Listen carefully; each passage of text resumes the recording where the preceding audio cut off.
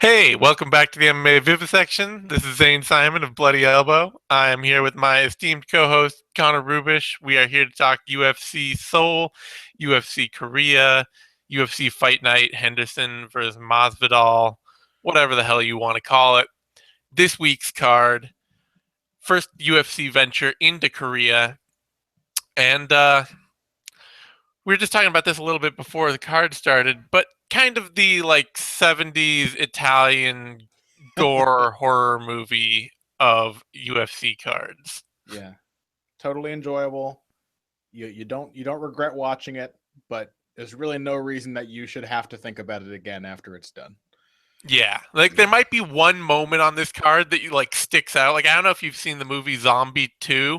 Mm-mm. Uh it's a classic Fulci zombie movie, but there's a scene in it where a zombie fights a shark and it's like amazing. I think And the that's rest what of the movie is totally just, whatever fine zombie movie, but that scene really is like, oh my god, isn't that zombie what shark. isn't that what classic B horror is about though? Just like having one weird moment that sticks in your mind. Yeah, pretty much. Just like that one thing about it that is totally memorable even when the rest of the movie isn't. And this card could be like that. I could see it's, either in Henderson Masvidal or Akiyama Mina or Duho Choi versus Sicilia, like something happening where you're just like, "Oh my god, that was amazing." I'll be And the honest, rest of it, there are very few matchups in this whole card that don't look fairly fun. Most of yeah. them look like they should be entertaining to watch. They're matchups between like the fighters with the perfect mix of sloppiness and dangerousness. So we know we've got a couple of brawls and back and forth fights with momentum swings on our hands. It's just that momentum swings always feel a lot more momentous. When you have a chord change in a Katy Perry song, it's not quite as powerful as in a Beethoven symphony. You know what I mean? You want the momentum swings to mean something, to feel It's grand. true. And here, pop music is successful for a reason, but nobody's going to remember it for the same reason. Yeah, this is very much that has the feeling of being that kind of card. Even Henderson Masvidal, which has some like top of the division implications. Neither of these guys are established welterweights yet, Yeah, so it's really this is hard kind to of a be like, weird fight, right? Like yeah, them at lightweight would make much more sense. The fact that it's a welterweight just makes it kind of weird, which kind of adds to the fun B movie vibe of the whole card, I guess. yeah. So on that note, let's just dive straight in to the bottom and the other Dong Young Kim fighting Dominique Steele. Steel Dong matchup coming at you, Connor.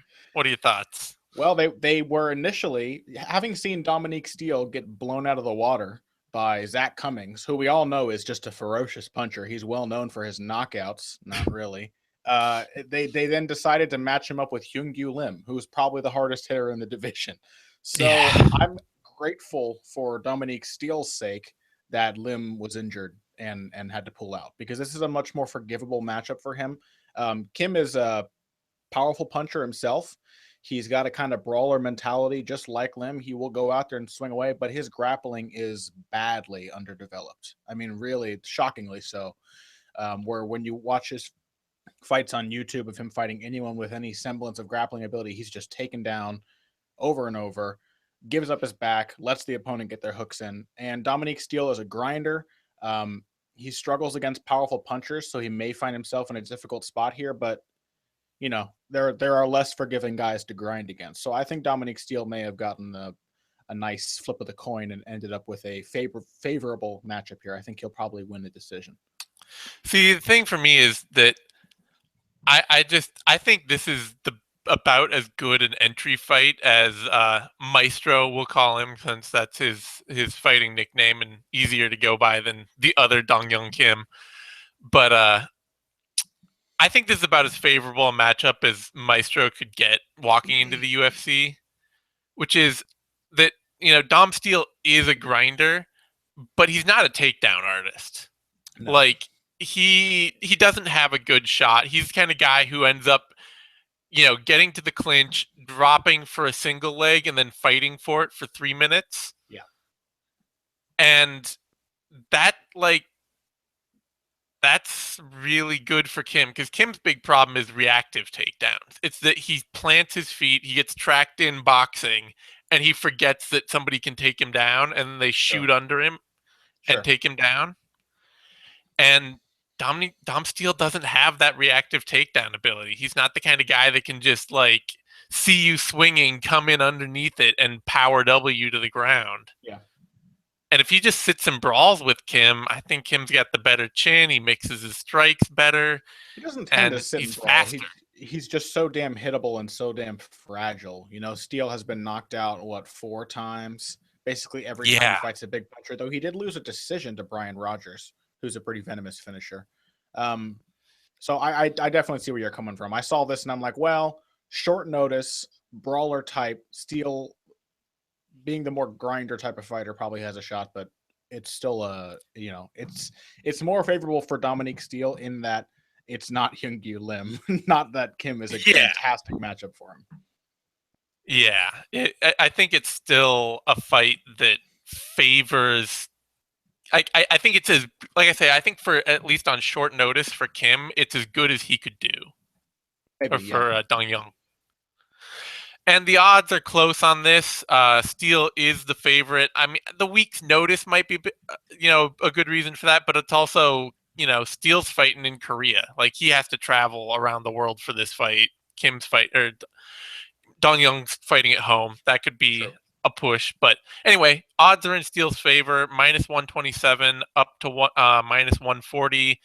Kim plus 110 up to plus 118. Pretty close odds. I wouldn't bet on that fight. It's No. no, it's way Not worth it. too close. I think, I'm picking Kim, but or Dong Young. Keep reversing it, but whatever. It doesn't really matter. Next up, Ning Yu, Marco Beltran. I'll talk first, I guess. We'll keep rotating a little.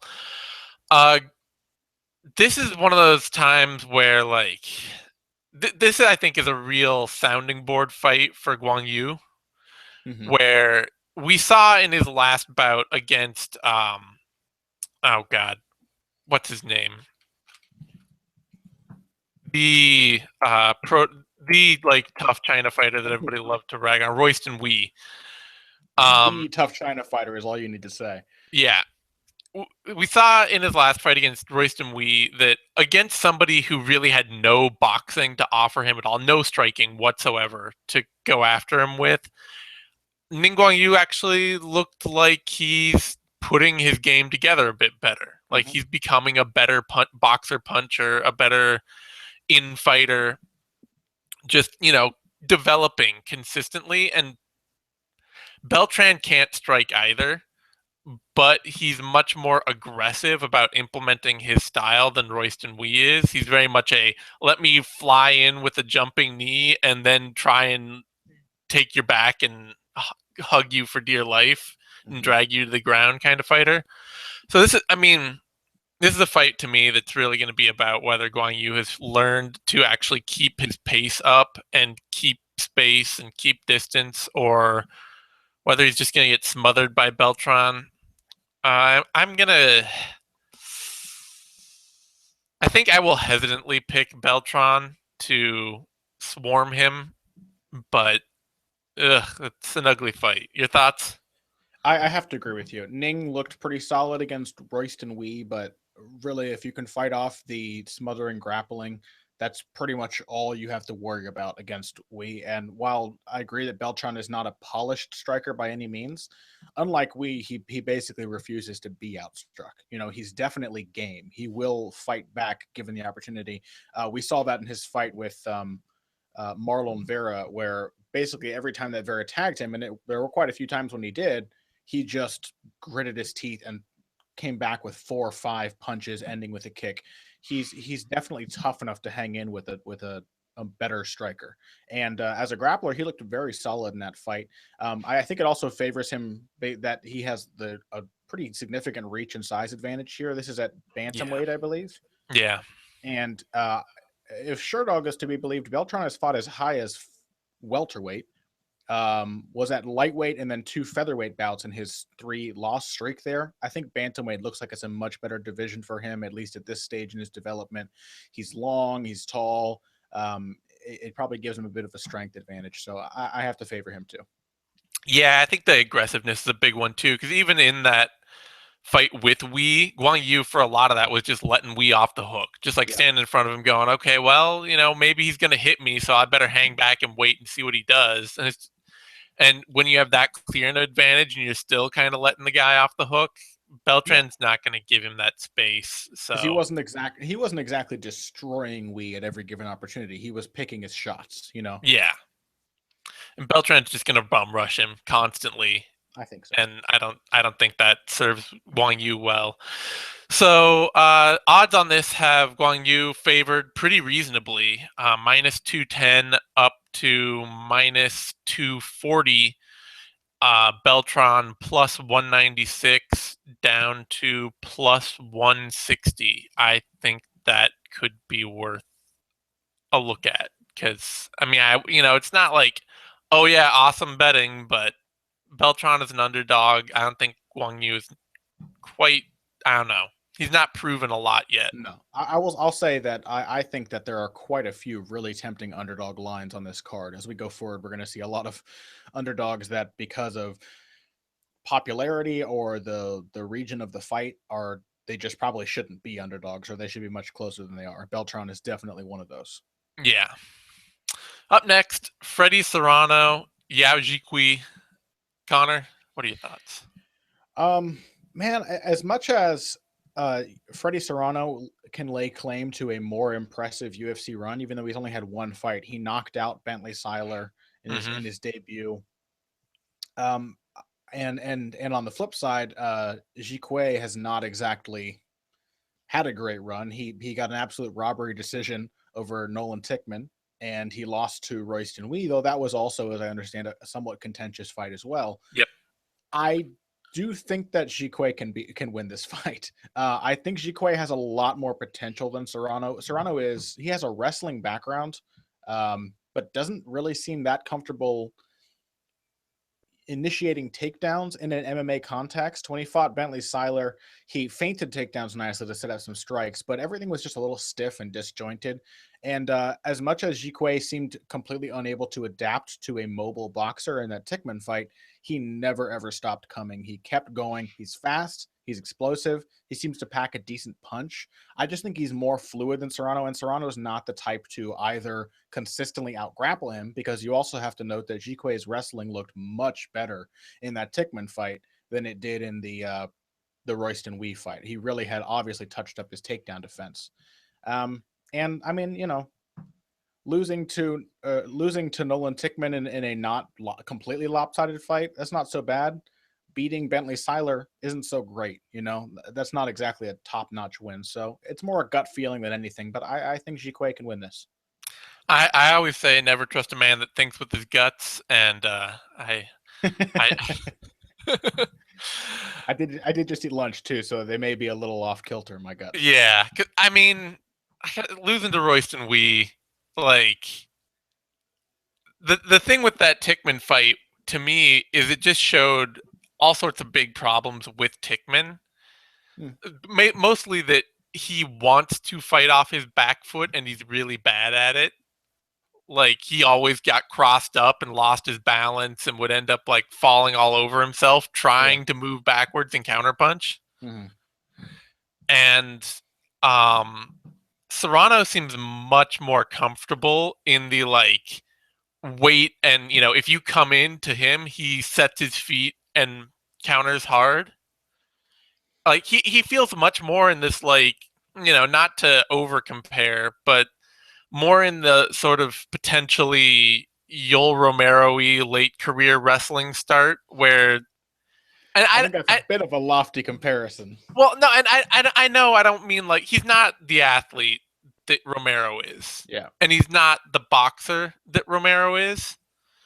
But, I think that he's still a much better athlete than most of than a lot of the flyweights. Like Sure. he's got some serious power and speed, and he's just trying to figure out how to use it in an MMA context, and he's Sure. doing it. I think he's got a much more reasonable base to do it than Tickman did, who just seemed kind of like totally at odds with his body. I kind of doubt that Serrano is going to try to fight like mobily off the back foot. I agree with you. He'll probably stand his ground and try and counter. I kind of question how he'll do with that because his last fight, Seiler really was not comfortable with basically any aspect of the entire matchup. If you watch that fight, it's just kind of Yeah. an exploration of a fighter who does not know how to close the distance and isn't comfortable in the pocket and is so timid about being taken down that he won't let himself engage. I don't think Jiquei will have any of those problems. And so I'm interested to see Serrano try to stand his ground with a faster, younger, and pretty powerful specimen like Jiquei. Yeah, I just think the big thing is going to be if Jiquei can't get him down, then he might end up either eating a really hard shot that hurts him badly enough to force him to be fight scared, or he'll end up like, you know, pulling guard or doing other weird things just out of desperation. Like I think he's just going to be too physically overmatched to implement a lot of the parts of his game other than trying to outstrike a bigger puncher. It's possible. So, odds on this fight, not my Serrano is the favorite, minus 183 up to minus 220. Jiquei is the underdog, plus 145 to plus 169, depending on which of us you believe. And you know, I'm not going on a gut feeling here. I'm thinking with the old noodle, so I gotta say, Well, for the record, I wouldn't bet stay on this safe. fight, even favoring Jiquei. I just think it's too risky of a thing to eat to bet on Yeah, either way. I mean, Serrano's got like 4 pro fights, and Jiquei has like 4 pro fights. It's not a good idea to try and bet on either of these dudes. It's hard to come up with a baseline expectation for either of these guys. I expect both to improve a lot and rapidly, fight to fight. Sure, I expect that more from Jiquei, which is really why I made the pick. All right, fair enough. Next up, Seohee Ham, Courtney Casey, Hamdullah Silva, which I love her nickname. I love the way she fights. But man, this is the shit or get off the pot fight at strawweight for her, I think. How do you mean? I mean that she kind of has to win this fight. Yeah, I guess. I guess. I mean, the unfortunate thing is it my turn to go? Am I going? I was going to go first, but if you want to Oh, interject, go ahead. please go for it. Okay, well, the thing to me is just like, you know, classically, her best success has come as an atom weight, and she is a small straw weight. She's got a good technical game. She's a hard puncher. She's got good technique. She's got a good trip takedown game. She's not a bad grappler, but she doesn't maintain range well. She, you know, even as a decent striker, she tends to just walk herself straight into the pocket. Yeah. And especially against bigger fighters, that leads to her getting tossed around and physically outmatched, getting hit harder, getting beat up, and just like it doesn't work as the smaller fighter. If you've got a better technical kickboxing game, you really kind of have to stay on the outside and use it. You can't just constantly walk yourself in. And Casey's a pocket brawler, and she's big, and she's a pretty good athlete, and she's not technically good anywhere really, but she has the kind of physical style and athleticism that, you know, can trouble Ham. I mean, this is the point where you are fighting like the baseline, big, aggressive, tough, athletic fighter at strawweight for Ham. You know, for Seohee Ham, and if she can't beat that fighter, then how many fighters is she really going to beat at strawweight? I agree. Yeah. And so, I really want to see Ham win this. I like Hamdullah. You know, I like her style. I like the way she fights, but I think I'm picking Casey. All right. Well, the problem with Casey for me, and I think it all goes back to that Joanne Calderwood fight, because I think we really saw all the things in her favor and all the things working against her. She Mm-hmm. came out early. She clearly hits hard. She's got power. She's got physical strength in basically every phase of the game, and she's tough. She can take a pounding and keep coming. Uh, the problem is that either she has a severe lack of fight IQ or she's really badly trained. I think one of the most telling things in that fight is when she pulled a guard in the first round after having hurt Calderwood. I don't know why she pulled guard. She Yeah. spent the rest of the round off her back and may have given away the round despite the work she was doing on the feet. And her coach told her, "You're dominating on the ground." Why? Why would you tell her that? Yeah. She's not dominating. She's on her back. You have to understand in a basic sense how judges view MMA, how to win rounds. And if there's one thing that Seo Hee Ham knows how to do more than Casey, it's win rounds. I this is one of those things where I favor the fighter with over 20 fights over the one with just 6. I think it comes down to experience. And while Ham is somewhat hittable, she's kind of a jack of all trades without one really standout skill set, especially going up to strawweight where her power is not nearly as effective. I do think she will be able to basically run circles around Casey and stay on top if the fight goes to the ground and just basically bank rounds. While Casey's path to victory is really the land something big, and end the fight or steal the round with one momentous thing. Hum is a little too experienced for me to bank on that. So I think I'll go with Hum. It's true. Like I say, I think it's really the litmus test for Ham's ability to be a decent strawweight. I agree with you. And I honestly, I would rather not see her continue struggling to compete at strawweight because she's so small for the division. She's clearly cut out for atomweight. Yeah, it's tough. Like it is tough. I think Casey is an absolute must-win fight for her, and I'm just not confident enough that she does it. I really don't know. I'm torn. I'm leaning Casey in this just because I think Ham is going to walk herself into the clinch too often, and unlike Calderwood, she doesn't have the size to make Casey pull guard. Like Casey got into the guard or into the clinch with Calderwood, and then was like, "Oh, I can't take her down. She's too big and strong. I'll just pull guard.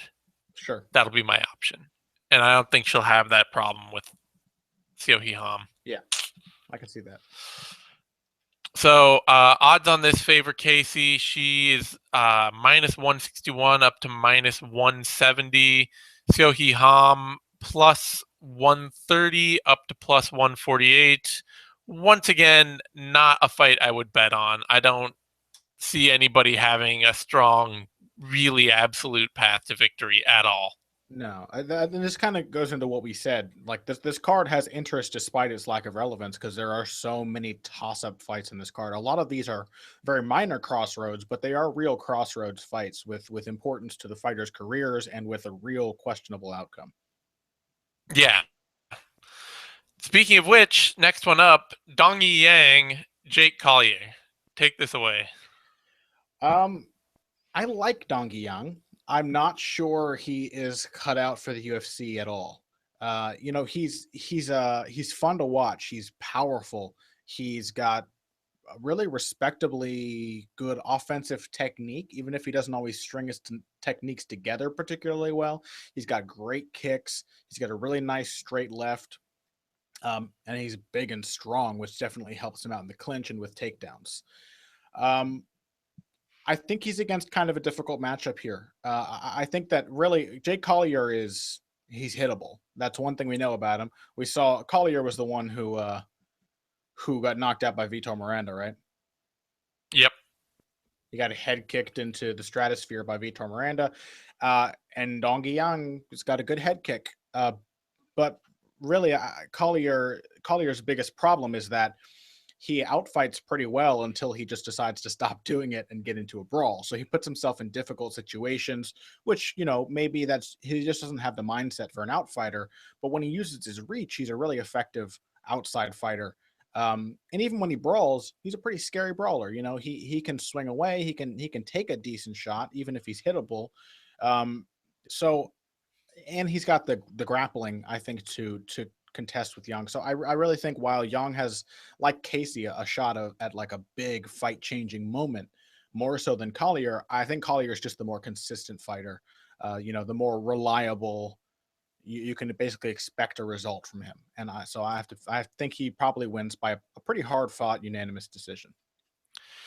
Yeah, I mean the big things with Collier is that he's been training out of a really small camp and then moving camps to camp to camp to get his training. Just Mm, like, oh, I'll go here for this and go there for that, and spend a couple weeks at this gym and a couple weeks at that one. And he's got a small main gym that he bases all that out of, but it's there's no like one big place that he's getting a lot of good training out of. And his style very much is kind of like this janky mashup of a bunch of tools that he's yeah, picked up in various gyms. yeah. He doesn't seem like a tightly schooled fighter. No. But the thing is that, he couples that by being pretty big for the division. Um, not small, not undersized at middleweight, not bigger than Young, but still. Um, and just totally unrelentingly aggressive everywhere all the time.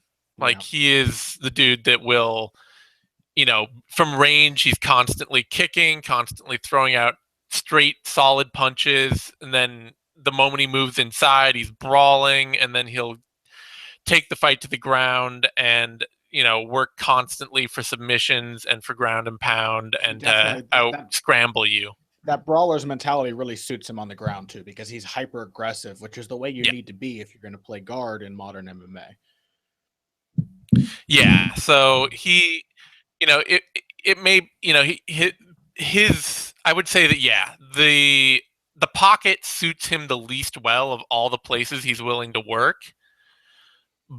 But it also gets him into into the ground and into scrambles where he's probably at his best. Yeah. And Yang is just so willingly passive. Like he has these great physical tools. He has these great single moments of offense. These things he does really technically well. But I was even watching one of his recent fights, not the Dennis Hallman one, but the one before it, where he's just fighting some dude regionally who he pretty obviously had physically outclassed and technically outclassed. It was Jai And the Young guy Kim. was just, yeah, Jai Young Kim. And that guy was willing to just, when it got in close, he would throw 3 or 4 strikes to every one that Yang threw. And he hit him and hurt him several times just by being way more active. And even in a fight he lost, that's like he lost in the second round, and it was just one of those things where Yang puts himself in danger. He fights down to the level of his opposition because he's willing to let them stick around the fight and do what they want to him. I think that's simultaneously his greatest asset and his worst fault, is that he fights to the level of his competition, which allows him to look pretty damn competitive with Brad Tavares and also to get beat up by journeyman Jai Young Kim in the first round. And Jake Collier, he's a guy who he always fights beyond his competition. Even if he's losing, like he's a guy who is going to fight better than he is every time. He's going to work harder than he has potentially the skills to. Mm-hmm. And that's probably going to get him a win in a fight like this. Agreed. It could get him lit up if he just ducks into the exact wrong strike or something like that, or if he just can't get off his back, because Young is kind of a huge grinder when he wants to be, but it is probably just going to get Young outworked. The odds favor Collier, minus 130 up to minus 150. Young is the underdog, plus 120 down to plus 105. I kind of honestly see it a little further apart than that, but whatever. It's still a fight that could go either way. Collier is certainly not the picture of great consistency in the cage. Next up, Taehum Bang, Leo Kunts. This is the highlight fight of the card. Bang versus Kunts. That's right. Bang Kunts. We've already had Steel Dong. Now we have Bang Kunts. Um, It's a good one. this is a weird, hard to call fight. Yeah. Kuntz is a fighter that looks like he could be better than he showed in his debut. Certainly, Islam Makhachev is not a great fighter to make your UFC debut against because he's unknown and tough as nails. But Kuntz very much strikes me. He seems like, I don't want to be mean, but kind of like a cut rate. Well, not cut rate. Better in some ways, worse than others. James Muntasri, in that he's got a really good kicking game and not a great boxing game, and that he's better in the clinch and better at defending takedowns and just like a more nuts and bolts kind of fighter, but seems very much like a kind of, I don't know, maybe if it's Taekwondo that he came from, but a little one note in MMA. And Bang is just very much like, I don't know if Taehyung Bang and Yuichul Nam are like, from the same fraternity, or if they are just like spirit guides for one another. But there's just this like Korean, I'm going to sit down in front of you and brawl with both fists and then shoot a double leg and grind and hit like power top control style that they I both think that's have. just the Korean fighting ethos. Like if you watch Korean boxers, they are warriors. They just love to trade punches and go to toe to toe. I think Japanese fighters are the same way. I think it's just kind of a warrior culture in the gyms of those countries that produces a lot of fighters of that type. And it makes for really hard fights to predict because Bang is not like, he is a defensive liability. He is a guy who he leads with his face. He's the kind of guy who will lean in and then punch with both hands. Sure. And Kuntz isn't a great boxer though, so it's tough to pick. Like, if Kuntz has the takedown defense to keep Bang on the feet, then he could maybe outwork him just with footwork at range, picking his shots, throwing kicks. But Kuntz also tends to wait on the end of his punches a lot, which gets him countered hard a lot. I don't know. This is tough. I feel like I'm going to end up picking Bong here just because he's more powerful. He is more consistent as a brawler, and he just seems to. I trust him to like dig deep and stay consistent in late rounds and to keep his wrestling going and to keep pushing a pace. But if he gets caught by a hard knee in the clinch, if he gets caught with a kick at range, if he gets wobbled bad, I could easily see Kunz just kind of outpointing him. I also go with Bang. I think he's a pretty strong pick here. I actually, while he's not a great defensive fighter, I think he's a little better defensively than Kunz. Kunz is like, I didn't realize that fighters like Kunz existed in MMA. I thought they were a product of boxing. Because if you look through Kuntz's record, it's a complete farce, right? It's a facade. His numbers look really good. 17, 2, and 1. His numbers look great. But it's very rare that he's fought an opponent with a winning record, or one with any measure of reliable experience, or one who isn't coming off of a few losses. He's basically been softly treated all the way up to the UFC. His matchmaking, you could call that very smart, but his first step up was a big step up, and I think he failed pretty spectacularly. He didn't look like he had any idea what to do against Islam Makhachev. And while Taehyung Bang is not the same level of fighter as Makhachev, he's kind of a bad matchup for a guy like Kunts, I think, who doesn't have the good boxing, as you said. He's got like an okay 1-2, but doesn't really know how to string these pieces together and combine it with footwork and head movement. His defense is kind of non-existent, except for just making space. Bong will come forward. He will counter. He will punch with both hands. And as we saw in that fight with Cage and Johnson, he can take it to a decent striker, pretty effectively. And so I think that Bong will probably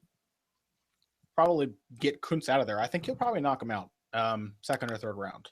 I will say the one thing I saw from Kunts in his Makachev fight was that he does look he looks big enough and tough enough to be in the UFC. Sure. That's the thing I would say is that he, yeah, his record is terrible. He has been really soft played all the way up, but he does look like a fighter that is tough enough and um, big enough to physically compete. Like not somebody who's just going to get overwhelmed physically Yeah. as much as he's going to get overwhelmed technically. Yeah, but if we're looking at two guys who are 32 years old, both of them pretty physically imposing, I think that Bong just feels like a more reliable pick at this level of competition. Yeah, the big part is just that that in the third round, Bong is going to still be coming forward with slinging both hands and shooting double legs and working for grinding takedowns and stuff like that. Yep. So the odds here do favor Bong, minus 146 down to minus 190, and or up to minus 190. I never know how to frame that correctly. And Kunts is the underdog, plus 150 down to plus 131. That brings us up to Mike De La Torre, Yui Chul Nam, and I believe this is you again. Yui Chul Nam is a weird fighter to get a handle on, right? He fought Philippe Nover. Philippe Nover. Yep. How do you pronounce his name? Is it Felipe or Philippe? I think it's Philippe. Okay, Philippe Nover. And he ended up in that fight not looking like a bad grappler. But it took him a full round to get it out of his head that he was just going to run swinging both hands at Nover. You know what I mean? He took a full round to stop being out grappled and to actually seize control of the fight after being completely dominated off his back in the first round. So it's like he's a brawler first and foremost, I think, but every once in a while it's just this flash of technical ability. You're like, oh, there's something there that he's just not allowing to come out. So it's tough to call. And Mike De La Torre has certainly been hittable in the past. So with Nam coming at him and swinging away, that could be a problem. But I think De La Torre is actually, what this fight actually feels like is kind of a matchup between a physical specimen who gets by on his physicality and a pretty smart guy who kind of lacks an athletic step up. Because I don't see De La Torre as a guy who's very fast, very powerful, very strong, any of those things. Or even like inhumanly tough or anything like that. But he's pretty good. And he seems pretty intelligent in how he puts his pieces together. He also seems very coachable. I remember his UFC debut. He had John Crouch in his corner, feeding him instructions. He came in on a week's notice against, why am I blanking here? Mark Bocek. Mark Bocek, yeah, a real veteran of MMA, and performed very admirably. Came very close to winning the fight. Was beating Bocek up at points. And then he seemed just this far away from getting similar wins in basically a lot of his other UFC fights, right? He had the great win against Thiago Trator, who is not a bad fighter, if not a perfectly well-rounded one. But then he gets blown out by Maximo Blanco. So you're just like, what do I think about him? And got blown out by Brian Ortega too. Yeah. Although Ortega was on steroids for that fight. He was, but he still got blown out. Like, he did, right? It wasn't because it wasn't one of those things where it was like, oh, Ortega is juiced and thus like just this inhuman fighting machine. It was kind of like instant back take, choke out, done. Yeah, right. For some weird reason, I still have faith in Mike De La Torre's improvement. I do think watching him, he's not a bad fighter, and he's with a good team, MMA Lab. I think he seems pretty smart with his in-fight decisions. I think that gives him the edge here against Yui Chul Nam, but I also wouldn't be surprised if Nam just like blew him out in the first round because he loves to do that. I think basically I'm basing this on the fact that De La Torre will be smart enough and will have a good enough game plan that he can avoid the bull rush of the Korean bulldozer and then start to pick him apart as the fight goes on. And as Nam is always kind of left in this state of, what do I do now that he's not gone and it's the second round? So, but it's an iffy pick. Yeah, I mean the big thing I think with Nam, and this is true I think of a lot of these Korean fighters in general, depending on the fight. I mean, maybe, yeah, no, I think it's true of them in general, across the board, fairly true, is that a lot of them tend to be really excellent offensively and then just totally absent everywhere defensively. Yeah. And Yeah, like, that makes sense. Grappling, striking, everything is just no idea of how to stop them doing what they want to do to you. yeah, so as long as Nover was shooting in on Yuchil Nam, he gave up the takedown. And once he was on the bottom, he's in a defensive grappling position and he's just lost. Yeah. You know? And the moment Nover no longer could shoot a takedown and had to try and grind and work for one, then suddenly Yuchil Nam, he hits his offensive wrestling. His offensive wrestling is good. His offensive grappling is good. His offensive striking is good. Like, all the offensive tools are there. The defensive tools are just non-existent. Yeah, that seems like a pretty good assessment. And De La Torre, I mean, it's almost kind of the same thing in some ways. Like, he can get totally just insta-choked by a better grappler, and he can totally get knocked out in a second by a better striker. But Although we have to say, he wasn't fully knocked out in that fight. No, he wasn't. That he got stung, dropped, and the ref stopped it immediately while he was working on a single leg. So yeah, but he is a good offensive wrestler. I've seen Torre hit some really nice takedowns. He's got a good power, good shot, chains some takedowns well. He's generally a good grappler from especially from top position. Mm-hmm. And he's a good, like we saw in the Trattor fight, he's a pretty good offensive striker if you give him the time and space to work. Yeah. So, I mean, you kind of have two guys who are really good offensively and have major problems defensively. It's a tough fight to call. It is a tough fight to call. I mean, I think the biggest things I've seen are that Yuichil Nam's problems tend to be more that he can get outworked, whereas Mike De La Torre's problems tend to be that he can get hurt or finished. And that, I don't know, that makes me feel a little less safe towards the idea of picking De La Torre. It's true, because a lot of, if you look at Nam's record, a lot of his fights are, a surprising number of his fights are split or majority decisions, most of which happen because he gets a really big moment in his crazy first round and then he gets outworked and loses the decision, or sometimes wins it, but rarely is he stopped. He's been submitted he's only once. been finished once. Yeah, and it wasn't a knockout. So no, it was the submission, and it was a guillotine, which is probably, I shot in over and over again, and the guy jumped guillotine over and over again, and I got caught. Offense without defense, like you stick your neck out there, you get choked out. Yeah, and De La Torre is certainly capable of all that, but I think I'm picking Nam just because I feel like I think he's going to lose the first round because he is so tracked in on brawling early in fights. And then as the fight goes on, as long as he doesn't get finished in that first round, I feel like he's going to kind of do the Nover thing and pick it up and start to put the pieces together and be like, okay, well, if I actually shoot takedowns instead of just throwing my face at this dude, then I can actually implement a total game that works well.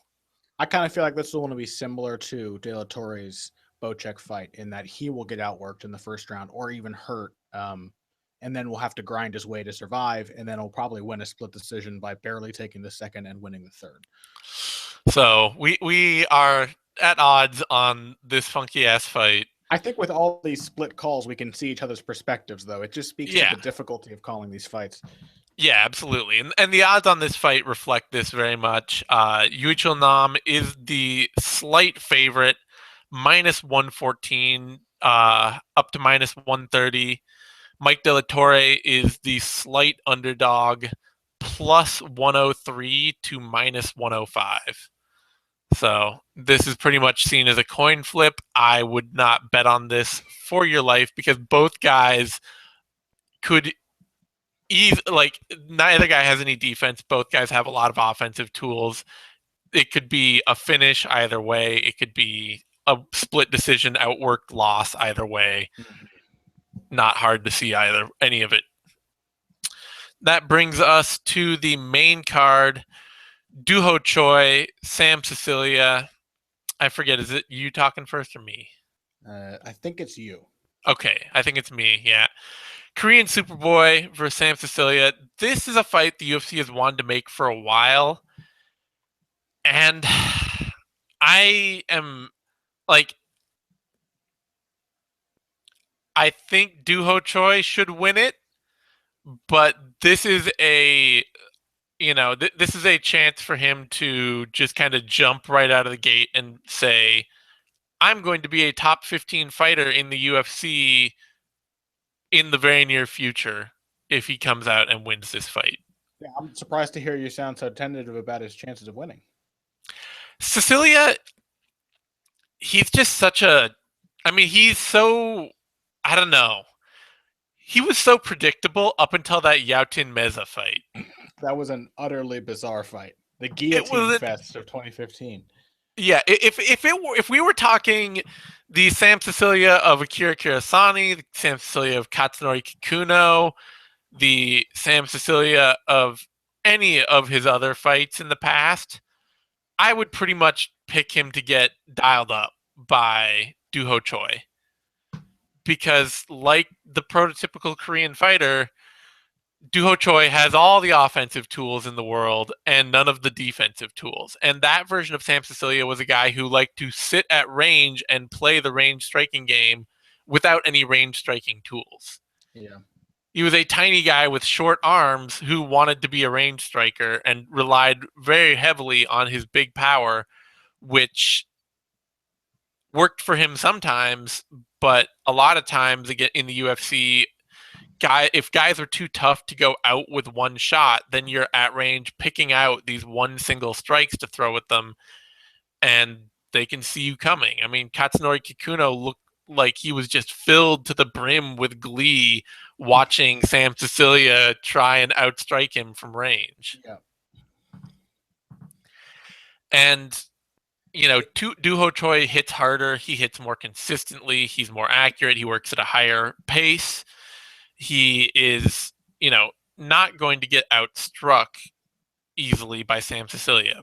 But the Sam Sicilia that fought Yautin Meza seemed much more like a dude who was on the, I'm going to grind out a win and prove I can out-grapple some fighters. And he did. Yeah. But it was the hardest path through the mud against a guy that he could handily outstrike. Yes. It was a strange, maybe a statement, as you say. It was a confusing fight. I think. So, are you going with Choi here? I'm going with Choi because he is such an offensive dynamo, and Sicilia is so consistently inconsistent on offense. Yeah. But if Sicilia comes out with the desire to, even if he comes out with the desire to outwork and out-grapple Choi, Choi gets taken down really easily. That's my big kind of knock here, is that, his takedown defense is not good either. He's very much a fighter who gets tracked in offensively striking and can get hit with a reactive takedown and put on his back with relative ease. He reverses and fights off of his back very well, though. That's the thing, is that he's a very good scrambler and a very aggressive grappler. And Sicilia is a very aggressive grappler as well, but in a way that will get him outworked. And almost did against Yautin Meza. Yeah. I think really it's a pretty small sample size, of course. Just one fight we saw Sam Sicilia guillotine master. But to me, it doesn't necessarily speak to a great direction of development. It's Sam Sicilia limited knockout puncher, or it's Sam Sicilia guy who doesn't know what he wants to do, or who thinks he has to do something that's going to get him into trouble. And I don't think he's a good enough wrestler or grappler to consistently out-grapple Choi, who, yeah, he can be taken down when he gets into an offensive burst, but his takedown defense is not bad after that. It's got layers. He's got very Yeah. mobile hips. He fights for wizards really quickly. He will sweep and get you on your back, and he has some pretty nasty ground and pound to follow up if that happens. Or he'll up kick you in the face, create space, and get back to his feet. He's very relentless when he's put on his back in his efforts to get back to his feet. On the feet, he's one of the most beautiful offensive punchers in MMA. He's a wonderfully balanced puncher. He throws through the target with every single shot, but never throws himself off balance. Very composed. His willingness to brawl is what would probably get him in trouble with the old version of Sicilia. But even then, I don't think Sicilia was ever that happy brawling. He seemed to kind of cow out every time that he started to get hit himself and really try to pick his spots to just land that one big punch. And I don't know. Choi is kind of hittable because he's willing to engage and his defense isn't great, but he can take a shot and he hits even harder than Sicilia. So I don't think there's any reason not to favor Choi here. I think it's a good, like, a get over fight for him to say, I'm here, I'm in the UFC, I belong here. So hopefully he'll look impressive. I think he will. I think a first round knockout is probably in the cards. Yeah, Choi does. I mean, he has a lot of the same kind of, like, the same highlight and low. Like, he has the same kind of track that Thomas Almeida is on. Sure. Yeah. Where it's like all these offensive tools, and you see these defensive problems, and you want to focus on them like they're major problems, and then he still just goes out and dials up the next dude. Yeah, it's like his opponent says, "Oh, well, he's hittable," and you say, "Okay, good luck taking advantage of that." You're gonna be on a fight with him. You're not just gonna be on a target practice. You have to fight him, and if he's allowed to hit you back, it's a surprisingly small problem that he can be hit on the chin so easily. Yeah, so at least to this point, I think this, you have to pick Choi here, but I will say, like, from Juan Manuel Puig, this is a massive jump. Sure. Like, Sicilia is right. He's in this, like, the limbo zone of featherweight where there's like 10 dudes who were part of the prospect class before the division got developed with all these super prospects they have coming up. Yeah. And none of them managed to make it to the top 15. So it's Sicilia, like him, Maximo Blanco, Diego Brandao. Yeah, he feels so weirdly out of place in the featherweight division. Like, I look at it and it says 145 pounds on Sherdog, and I'm like, really? Sam Sicilia is a featherweight? It just doesn't even make sense. Like, it doesn't seem like he's in that weight class with the Max Holloways, and the Cub Swansons and the Conor McGregors. Or coming up under him, you got Choi, Makwani Amirkhani, Renato Moicano. Yeah. You've got, like, all this wealth, Yair Rodriguez. Like, you have all these guys coming up under that all look like really top shelf young fighters. And you've just got this group of guys in the middle that are all good, but they're Honey Jason good. Like, Yeah, pretty much. Sam Sicilia will be a gatekeeper, and he's a tough gatekeeper. So he could absolutely get a good shot in early against Choi, but it's just a division with like 10 gatekeepers. Yes, and he feels like a gatekeeper for a reason, while Choi looks like a potential title challenger, in the future. Will he keep the gate? Probably not, but it's tough to just dismiss him because all these guys, they've stuck around because they do keep winning fights. Like, they do. Much as I love Choi, I really want to see Sam Sicilia guillotine him. I would love if Sam Sicilia fulfilled the destiny he laid out in that Yao-Tseen Meza fight and just guillotines Choi in the first round. Oh, I'd love that. Oh, okay. The odds on this fight: Sicilia is the underdog, plus 160 up to plus 203. Choi, the favorite, minus 220 up to minus 240. Right to me. Yeah, let's see. Choi by TKO, not even then, minus 130. Choi inside the distance, minus 126. No, the best odds you could possibly get are Choi by decision, plus 455. And I think inside the distance is a much better value than that. Yeah, not a lot of good odds on that for the favorite, but yeah. All right. Next up, Yoshihiro Akiyama, Alberto Mina. Connor. What's Sam Sicilia by submission? Sam Sicilia by submission Where is it? is Cecilia plus 1085. Sicilia by submission is plus 1085. Yeah. Yeah, that's what. So Sam Cecilia, the Guillotine King, he is coming for your neck, Choi, and a few idiot bettors are gonna bank big on it. Yeah. Um, Man. All right. Yoshihiro Akiyama, Alberto Mina. Akiyama's a favorite in this fight, Zane. How come? Because Alberto Mina was getting dialed up to shit in his last bout against Shinsho Anzai before KOing him with a series of flying knees. I think he was brawling fairly effectively with Shinjo Anzai, who is younger and faster and more durable than Yoshihiro Akiyama at this point in his career. Akiyama's 40 years old. I He's know. 40. I know he looks like a 28-year-old supermodel, but he's 40 years old. He's not getting any better. He went on a 4-fight losing streak just in 2012, which, yes, it was against some decent competition. But also to start off that losing streak, he was submitted by Chris Lieben, which isn't a huge accomplishment. Then getting decisioned by Jake Shields and Mike Bisping and getting knocked out by Vitor Belfort. Nothing wrong with any of those, really. And then I guess he beat up Amir Sadallah, but that's his only win in the past 5 years.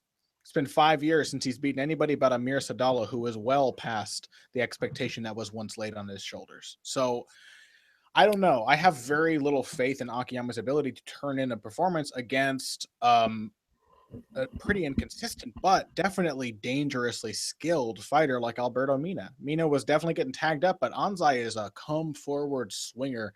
He will come at you with both hands constantly, just like Yui Chul Nam. Like I said about Korean and Japanese fighters earlier, he will come at you. He's a warrior, and I thought Mina comported himself relatively well given those circumstances. He got in plenty of licks of his own, avoided the worst of what Anzai was throwing at him. And then Anzai tired and he knocked him out with an uppercut.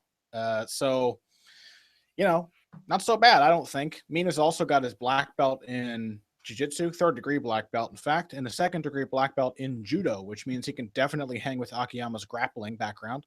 To me, Akiyama, I think what it is that Akiyama has seemed like he's hanging on better than he really is for some time because he gets at least one big flashy takedown in each fight. Right? He got that a pair of giant trips, those running trip takedowns. One was, I wish I knew the terms, who knows, Koichigari or something like that, against Jake Shields. And that's like, okay, you think of it as a close fight. If you watch it, Akiyama was outboxed by Jake Shields pretty soundly, like outpointed completely. And Jake Shields is Jake Shields on the feet. He didn't even have to wrestle him. So I don't know. I don't really see what Akiyama can do to win this fight. He's pretty one note with his striking. He's always been kind of slow. He hits pretty hard, but Mina takes a shot. He's not impossible to finish. He has been both submitted and knocked out, and Mina has never gone the distance. He's won all 11 of his fights by finish. And while Mina is 33, he also has basically just taken occasional MMA fights. He has not had a crazy schedule. And he's training with a pretty decent team, Epic MMA in South Africa. So, I kind of think Mina's going to win this. I think he'll win a decision here. I just don't. Why should I favor Akiyama besides, I know who he is? Is that the reason he's a favorite? That's a big reason, is that he's a favorite, and he's long been considered, even with his losses, a fringe top fighter, top 20. At what point does that stop, though? I know, and I mean the weird things for me is that they've both been fighting off and on for about as long, and it's not like Akiyama has taken a bunch of fights either over his career. Sure. Worked some insane pace. So he had a very active 2006. Was there a tourney or something that year? Must be. He fought twice in the same night at Heroes 7 and twice, and then he fought Heroes 4, 5, and 6. So, but he was active in 2005 and 2006, and then he's basically been on the UFC once or twice a year, kind of normal thing. Was he injured recently? For some reason, I think he was, and that's why He he was hasn't fought. injured for years. He was out from 2012 to 2014. And now he hasn't fought since last September, so it's been over a year since his Yeah, last fight. I don't believe he's been injured again since then. I think it's just that he doesn't have to fight anymore, and so he Sure. doesn't fight very often. Um, but I will, and it's so tough because in that um fight with oh god, who did he just beat? Sadala. Amir Sadala. He did look better than ever, reasonably. Like he looked like a better version of the best version of him that he's ever been in MMA.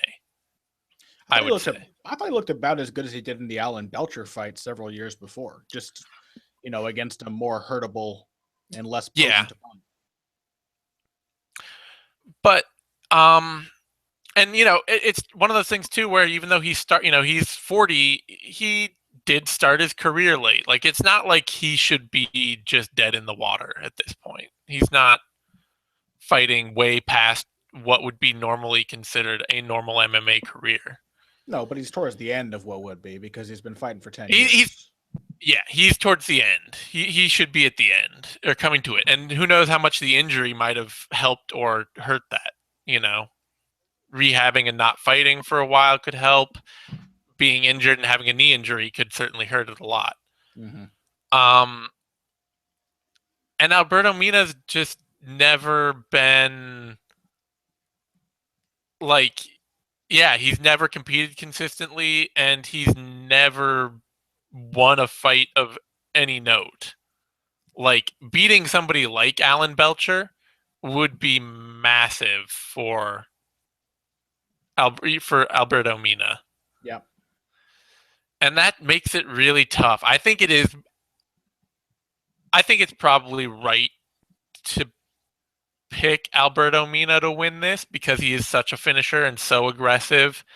And Akiyama, I mean, even looking good against Amir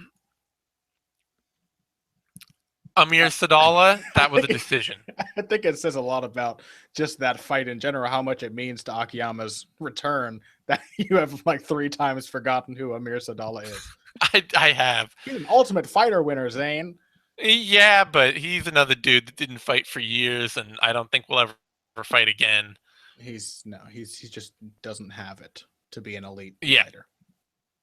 And I think he it sounds like he got injured a lot and just never was able to recover. Yep. But yeah, I mean, you have to kind of pick Mina because he's such a finisher, and Akiyama, like even against a Sadala who looked absolutely terrible, just looked out of shape, didn't look ready, didn't look like he should be fighting. Akiyama still didn't finish him, even in a dominant win. And so I'll take Mina as the more dangerous fighter, probably by TKO. But it's a weird fight. It's a very weird fight. Yeah, it is. Akiyama, as we said, is the favorite, minus 155 up to minus 190. Alberto Mina, the underdog, plus 150 down to plus 135. So I think that Mina is probably worth an underdog bet there, especially Alberto Mina by We got a frozen Zane.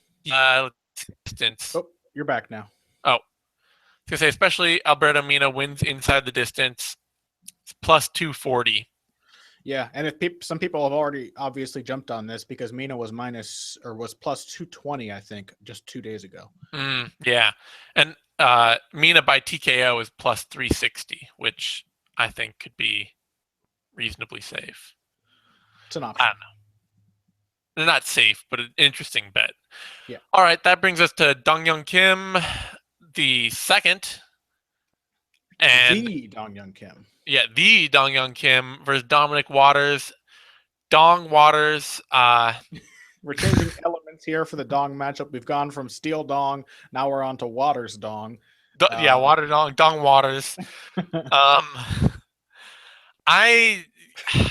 You got to go with Dong Young Kim here. I think that he's got the grinding style if he's not Crazy Dong, if he's not Sky Guy, used car dealer, floaty wavy arm man Dong, then Wacky inflatable flailing arm man dong. yeah, then he's got the like Waters is just not his style. I know he's moved camps. He's gone to Greg Jackson's, and I think they'll do really good stuff with him because he's a great athlete and he's got some, he's got some real potential. But his style really needs crafting, and I don't think it's there yet to be able to fight off somebody who has the blanket grinding capability of Dong Young Kim when he gets the feeling under him. So I'm going with Kim here. Yeah, really, the unpredictability of this matchup is entirely on Kim's shoulders. It's if Kim goes bananas and just runs at Waters, then it becomes more unpredictable. But even then, is Waters a type of puncher to knock Kim out coming forward? Not really. The problem with Waters' game is that like he's just kind of okay in everything except his wrestling, which is pretty solid. His jiu-jitsu's pretty good, though he didn't really seem to know how to work towards a finish when he had George Sullivan in a tough spot. I was actually kind of shocked they let that fight continue. Sullivan beat the tar out of Waters at the end of that first round, and Waters was completely unresponsive in his corner. He looked like he wanted to quit, but he didn't. He fought back to a pretty good finish, but still, that's Dong Hyun Kim is a legitimate elite welterweight. He's up there, top 10 welterweight.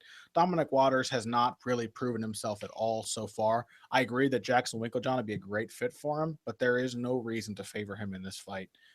Even Crazy Kim, I think, could probably hurt him and knock him out. Yeah, I mean, the big thing with Waters is it looks like early in his career he came from a very boxing-focused style. Like, he kind of reminds me of, like, the jumble version of, who's the Irish fighter that beat Conor McGregor, Joe Duffy. Oh, yeah. Like, he kind of reminds me of the jumble version of Joe Duffy, where it's like he has this very, like, feet together high boxing style that he uses that gets him off balance if he overextends. And then, some of the, like, he's a willing grappler, but not a great one, where like Joe Duffy is a much crisper boxer and a much better grappler, but is still kind of employing those same basic tools. Yep. And I think his striking is going to need a lot of retooling because you can't have a less than perfect version of that boxing style in MMA. I wouldn't expect the technical aspects of that style to get a lot better at Jackson Winklejohn, but I would expect the whole game to come together a lot more effectively. Yeah, and I mean, I would expect them to tear down that style and go with something much more like what they tend to pick, which is a very straightforward ones and twos and then flashy strikes style rather than a boxing centric feet together thing. They tend to be more of a, feet out, come in with some flashy kicks and uppercuts and a couple of straight punches. So I expect him to kind of morph more into that long term. But until that happens, I think Kim's just been too battle tested. He's too tough. He knows, he's got too much of a set ability, although he is probably getting closer to, he's probably getting closer to the end of when his style is going to pay off. He's been fighting long enough that we're going to start to see some surprising losses. I just don't think this is going to be the one. Yeah. The odds on this are, I don't think Waters is potent enough to make this one of those surprising losses. Yeah, not yet. His strikes are too, like, I think he has the power and the speed in his hands, but he doesn't hit often enough or accurately enough. Yeah, and his mechanics kind of aren't there, and he kind of gets hit himself too often to be confident in it, and it's just it's just not together. Yep. The odds on this are appropriately skewed. Dong Young Kim is the favorite, minus 550 up to minus 700. Dominic Waters, the underdog, plus 530 down to plus 350. So I don't think there's a lot of value in that, frankly. I think Kim, especially coming in on late notice for Waters, he's not gonna. It's just a tough matchup for him. Mm-hmm. So that brings us to the main event: Ben Henderson, George Masvidal. Connor, take it away. I love this matchup. I think I like it even more than Thiago Alves versus Benson Henderson. Yeah. And the fact that it's two lightweights randomly competing at welterweight makes it all the more fun. Although Masvidal has stated his intention to move to welterweight full time, Henderson seems to be doing that at least partially, part time welterweight. He accepted a fight at welterweight in the first place, but it's just kind of a weird place for a really fun stylistic matchup to play out. Masvidal was always that guy who would just go to any organization. His record is almost Dan Henderson esque. Just in the number of name fighters he has fought throughout his career, he's been fighting for ages. I think 12 years, and he's fought Mm-hmm. tons and tons, just a who's who of like talented, tough journeymen. You know, he fought KJ Noons back in the day. He fought Naoyuki Kotani. He fought Toby Imada. He fought Luis Palomino, Paul Daly, Rodrigo Dom, Tai Yun Bong. He fought him back in 2008. He's just fought everyone. Um, and he fights like an experienced fighter. He's very, very skilled at finding one key moment to really just hone in on an opening and finish the fight, which makes him a dangerous finisher. And he's also got a kind of style that lends itself to consistency, except for some reason, he's just not consistent. Masvidal is such a slow starter. He takes so long to adjust to every opponent, and maybe that's just because of a career of taking short notice fights. He's gotten to this rhythm where he's had to read and judge every opponent before he can let himself go. But it makes him so hittable in the first round, and he's just so prone to first round knockdowns. Not that Benson Henderson's going to be a guy who's going to knock him down in the first round. He has very few knockdowns in his career, but I think giving Ben Henderson room to figure you out is just as dangerous, you know, as getting hurt by him in the first round. I thought Ben Henderson pretty clearly beat Donald Cerrone when they fought. I know a lot of people. It was a close fight, close but clear is how I would phrase it. But I thought second and third round, Bendo had taken over and really had a feel for what Cerrone was going to be throwing at him and was avoiding the worst of it and dealing lots of damage of his own. I think he'll probably do the same to Masvidal. The real problem here is that Masvidal can take away a lot of what has traditionally made Ben Henderson so effective. You know, he's a very mean clinch fighter. He's got great defensive and offensive wrestling. He can almost certainly contend with Henderson in that regard. He's probably at least his equal as a clinch striker, maybe a little less consistent. Henderson's really a mauler against the cage, but Masvidal will hurt you with big single shots on breaks and in the short spaces, you know, between clinch transitions. So he's dangerous there too. On the ground, he's proven to be very good, and Ben Henderson has had a few defensive weak spots there. So you would think that would leave Masvidal where he prefers to be as a striker, but I think that the range he prefers on the feet is just not going to work out for him because the trickiest thing about fighting Ben Henderson is his rhythm. He's a very difficult fighter to time when he's at distance. He will be smoothly bouncing around, kind of making you feel dumb by wiping his hair out of his face and like looking disdainfully at everything you throw his way. And then he'll suddenly just break tempo right when you start to fall into his rhythm. He'll break tempo and charge into you with one big lead body shot and then break off again and move back to coaxing you back into this waiting game. He's so good at that. You know, he's done it and it's frustrated people in the past, both fans and opponents, but it's very effective. And I think he'll be able to do that to Masvidal. I just think Bendo is a really reliable fighter. You know, you always know what you can get from him. Even if all the fights aren't exciting, he brings the same skill set and he keeps adding things to his toolbox. You know, he's improved his boxing. He's gotten better with his offensive wrestling. He's got better setups for all of his techniques. He's got better footwork. He just keeps getting a little better even as he gets older. And I don't think Masvidal's kind of leveled off. So I think Henderson will win this one. Yeah, Masvidal. I mean, I think the thing I was saying about him is that I was saying this earlier in the week to somebody else, but it seems like he always feels like he deserves to win. Yeah. Like he showed just by showing up. It's like, well, now you have to claim. Now you have to give me the win because I showed up. I'm Yeah. here. And so that means that if he's taking his opponent lightly, he just shows up checked out, and it takes his opponent roughing him up for him to like realize like, oh yeah, no, I actually have to fight this person now because they actually showed up. They actually showed up to fight me. And you know what the weird thing about that is? It's almost worse when the opponent doesn't rough him up. Do you remember when he Yeah, fought Gil Melendez in Strikeforce? barely. Melendez was like he wasn't hurting him. Melendez is not a very hurtful puncher. And Hmm. so because Masvidal didn't have that first round blowout that often like spurs him on to greater activity, he just kind of lost the fight. Like he just did nothing for like 5 rounds. He just gave it away. He would try like a flying knee now and then or a jab. It just did nothing Yeah, to seal the fight. I don't know. So you may be right there.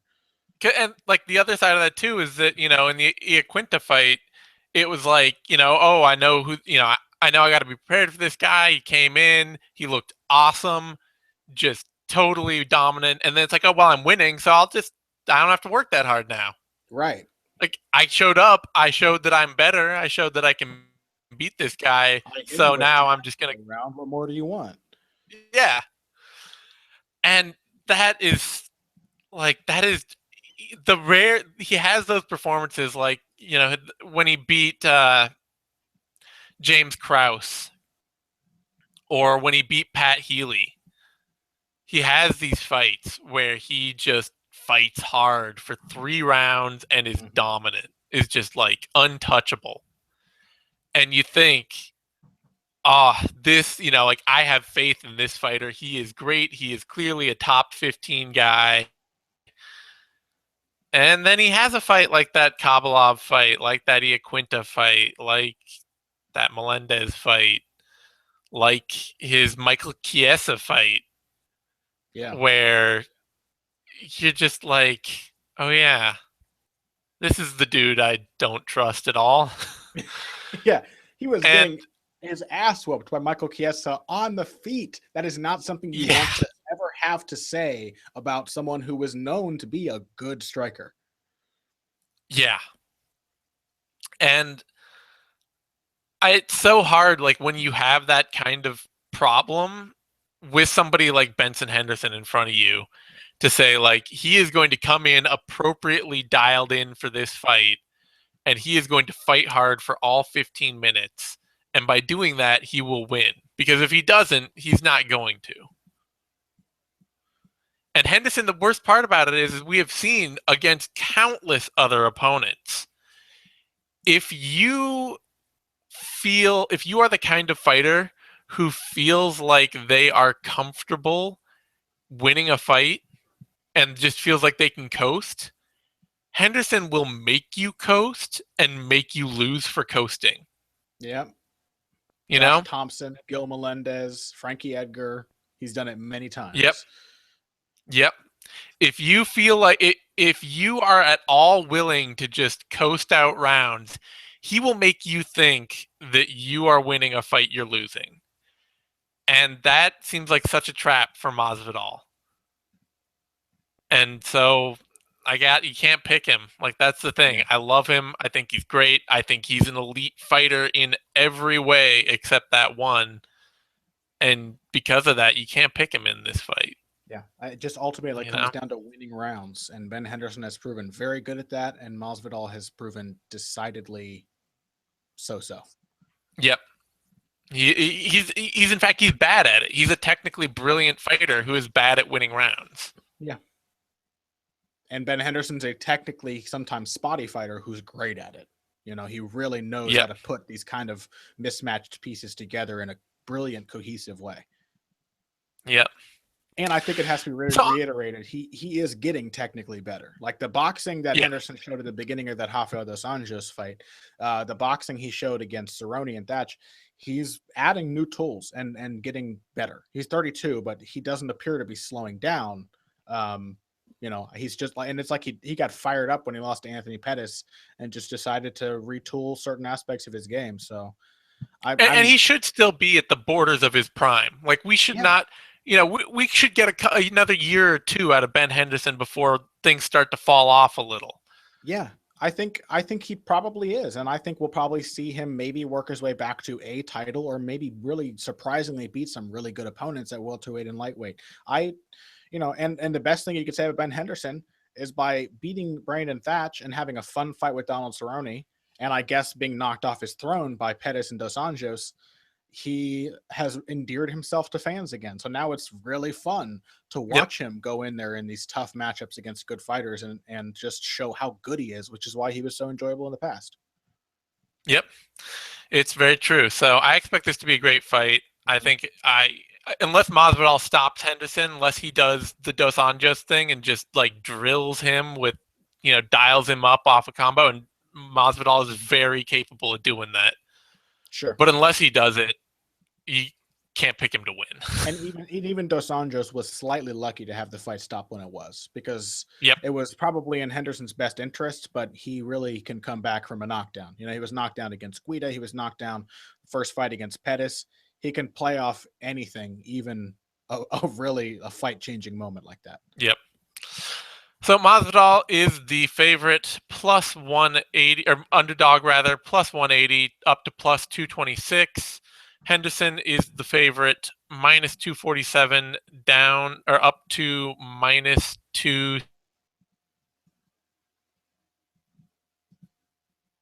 I was gonna say it could be a little wider, but Masvidal's a very good, proven finisher, and a strong fighter everywhere. So that seems right to me.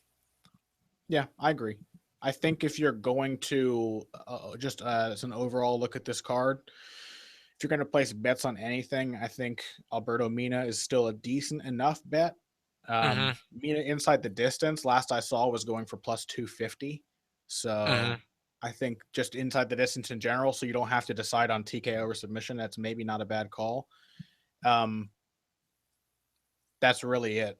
Like every other fight, if you have a strong feeling about it, go for it. Because like I said, there's a lot of tempting lines, but they are tentatively tempting because the matchups are mostly so close and difficult to call.